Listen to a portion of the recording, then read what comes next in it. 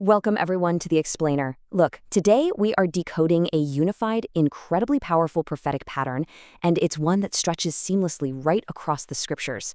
We're going to examine texts from Luqas, Ḥazon, and Yeshayah to uncover exactly what they're telling us about the coming reign of Yahuwah. If you want to understand the profound connections between the budding of the fig tree, the shaking of the heavens, and the ultimate judgment of the nations, you are absolutely in the right place.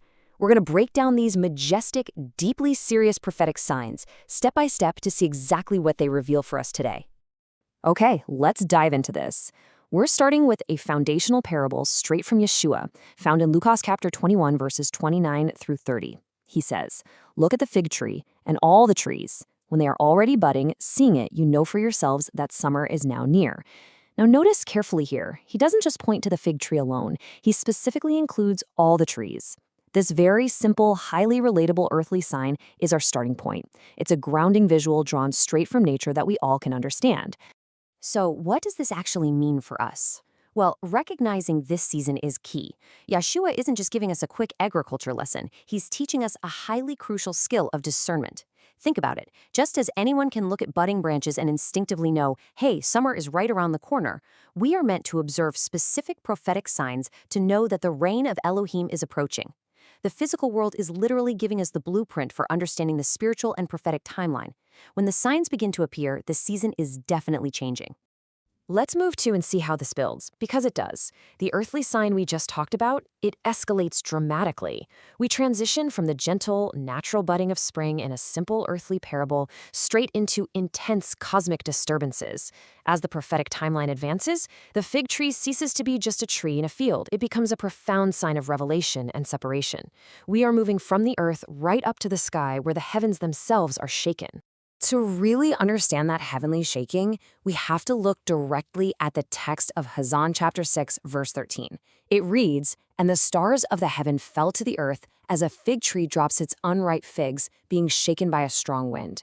I mean, this is a stark, violent image, right? These are unripe figs. They are shaken loose and fall to the earth long before their appointed maturity.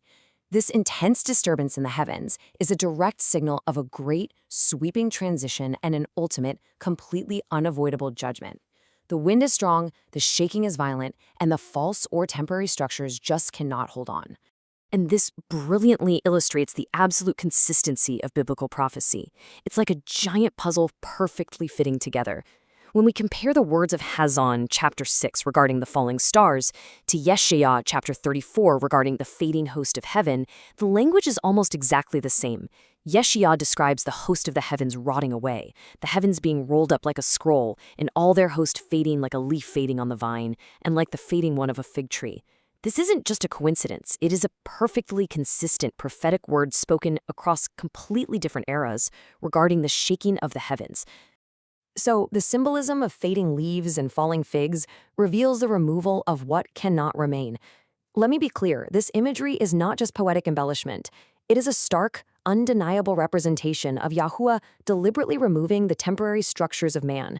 When the heavens are rolled up and the unripe figs fall, it is the actual, physical manifestation of Yahuwah bringing his divine judgment upon the earth.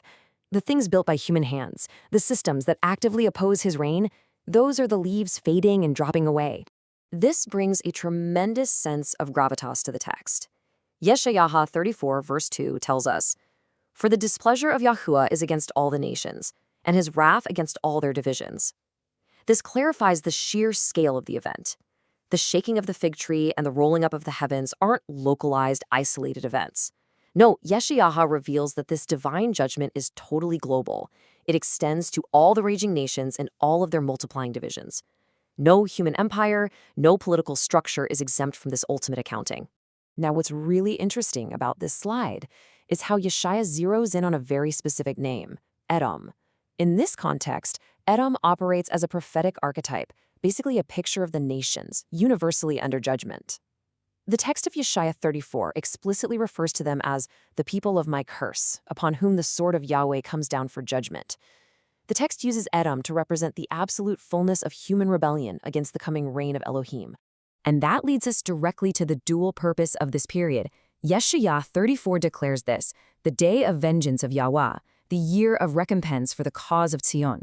It is absolutely crucial to understand this dual reality of Yahweh's judgment. On one hand, yes, it is a day of divine vengeance upon the rebellious nations. That's the shaking of the unripe figs. But on the other hand, it's a year of necessary recompense for the cause of Zion. The judgment literally paves the way for ultimate restoration and true justice. Let's walk through this sequence because Yeshaya lays out a total reversal of human kingdoms. First step, the political rulers vanish, completely stripped of their power. Next, proud strongholds and massive architectural achievements become desolate ruins. And finally, the land itself is given over to wild creatures appointed by Elohim. This is a complete, cascading collapse of human civilization as we know it. The proud structures of man are simply replaced by the very nature that Elohim himself has appointed. Now, if there is any doubt in your mind about these events actually coming to pass, Yeshaya 34, verse 16 commands us, "Search from the book of Yahuwah and read, not one of these shall be missing, and his spirit shall gather them." This highlights that this isn't just a possible outcome or a maybe, it is an absolute certainty. Every single detail, every fallen fig, every faded leaf, and every desolate stronghold written in the book of Yahuwah will be fulfilled exactly as he decreed, gathered, and executed by his spirit. So the crucial point is this: the kingdoms of men are temporary, but the reign of Yahweh is drawing near. When we see the figs falling, when we read of the heavens rolling up, and when we understand the judgment coming upon the raging nations and their divisions, all of these interconnected signs inevitably point to this one monumental reality. The structures of man are just fading leaves, but the reign of Yahweh is permanent and it is approaching fast. And this brings it all full circle, back to Yahushua's grounding parable. So you also, when you see these matters take place, know that the reign of Elohim is near. We find that in Luqas 21, verse 31. This is the practical application of everything we've covered today, guys. The scriptures aren't giving us these vivid, sometimes terrifying images just to scare us. They're given so that we can actively discern the signs. When you see the matters of Yeshaya and Ḥazon actually taking place in the world, you are supposed to know with complete confidence that the reign of Elohim is near. I want to leave you with a really vital question to think about. The fig tree is budding. The signs are written perfectly across Luqas, Ḥazon, and Yeshaya. Are you discerning the season? We are called not just to read these prophecies, but to understand what they demand of us today. Take a real look at the world around you, compare it to the perfectly unified word of Yahuwah, and ask yourself if you are truly prepared for the changing of the season. Thank you so much for joining me on this explainer. Keep studying, keep discerning, and keep looking up.